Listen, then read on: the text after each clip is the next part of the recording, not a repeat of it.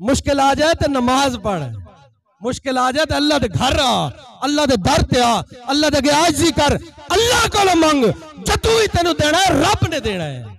वास्ता दे प्यारियां दा, वास्ता दे, वसीला दे, ना ले रसूलुल्लाह दा ना लवेगा, रब दी रहमत तेरे वाल मुतवज्जो हो। लेकिन देने वाला कौन है? वादहु ला शरीक, वसीला रसूलुल्लाह दा है। जो भी मांगो तो वसीले के उन्हीं से मांगो, इस वसीले से करम और दुबाला हो। हजूर दा नाम ते लेना, रब दी रहमत तेरे ते नाज़िल हो।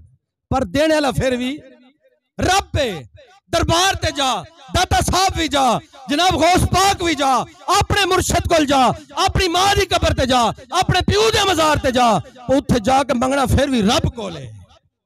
सुभान अल्लाह। गल माड़ी तो नहीं लगी, गल माड़ी तो नहीं लगी।